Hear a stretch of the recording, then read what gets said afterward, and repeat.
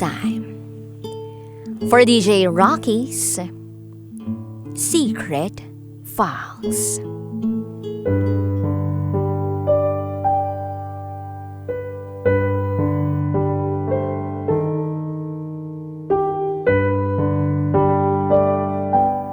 Sa sobrang talino mo, anak, pinag-isipan kang autistic ng iilang kapamilya natin.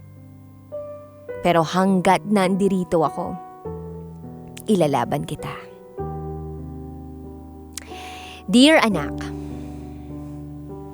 naaalala mo pa ba yung mga araw na madaling araw tayong gigising para ihatid kita sa school? Karag-karag ang owner jeep na pinahiram sa atin ni grandpa mo. Hanggang sa nirentahan kita ng isang buong air-conditioned van na tayo lang ang pasahero dahil hinihika ka kapag mainit. Dito ata ako nagsimulang mag-diet, anak. Kasi nakikisalamuha na ako sa maraming tao at mga mommy na madalas ay nagkukumpulan sa isang tabi para magchismisan o kaya pag-usapan si Christian Grey. Naalala ko yung iisa kong bra na paulit-ulit kong sinusuot. Tapos yung whatever top and maternity takong nasuot ko araw-araw pag sinasamahan kita sa school. Ako yung huli mong makikita bago ka pumasok sa room mo. Kahit kabado ka, alam kong ready ka na. At una mong yayakapin pagkatapos ng klase. Ako din ang magre-review sa'yo sa lahat ng mga assignments at exams mo. Ako na yata ang pinakamasaya, anak, pag nakita kong ubos ang baon mo. At pinaka-proud pag nalaman kong naubos ang baon mo kasi shinare mo sa mga kaklase mo. Pero sana lang kumain ka, diba? Naalala mo ba, anak? Linggo-linggo, sinisikap naming maibili ka ng Matchbox o Hot Wheels. Simula nung minatamata tayo nung isang Chinese na babae kasi fake daw yung laruan mo. I made sure na kahit bacon ang panty at bra ko, ikaw merong matinong gamit o laruan. Alam mo ba, anak? Iisa lang yung slippers ko na pambahay. Natatakot nga akong masira yun eh. Ayokong lumain. Yung daddy mo nagtitipid, nagbabaon din, para kapag nagkaroon ka ng field trip, magkakasama tayong 4. Yun na yung yearly vacation natin, anak.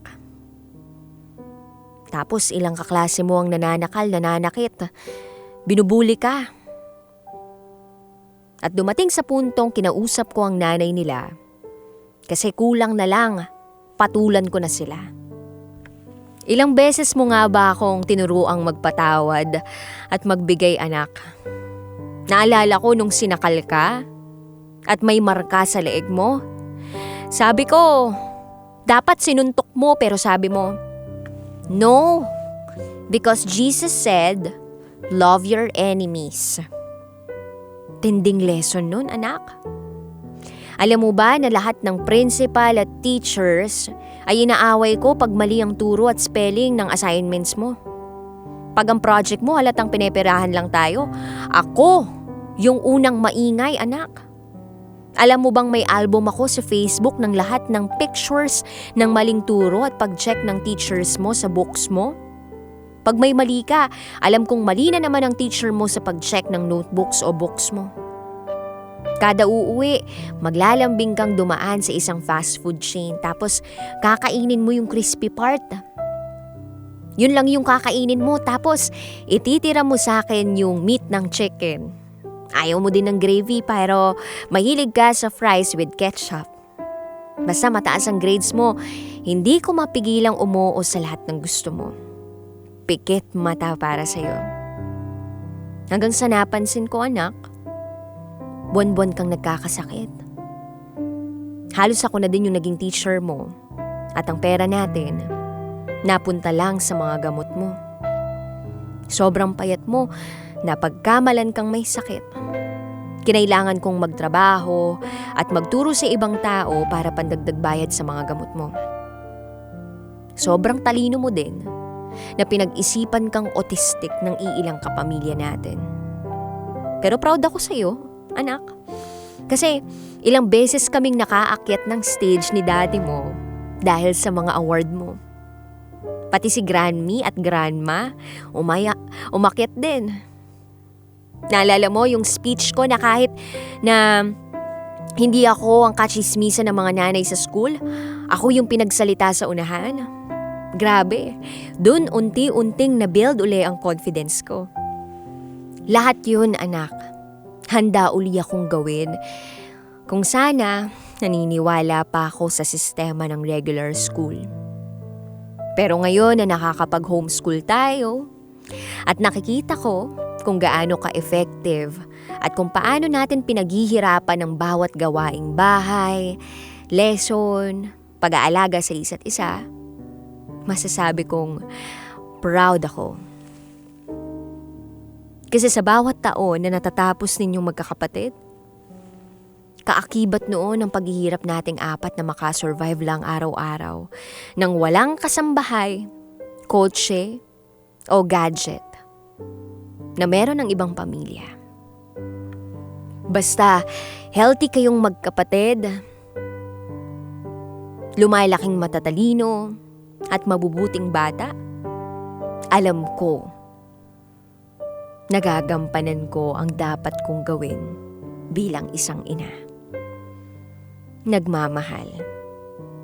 Mommy na teacher mo na laging nagpapatuyo sa iyo ng hugasin at nagpapakuha ng sinampay. I love you, Nak. We are proud of you.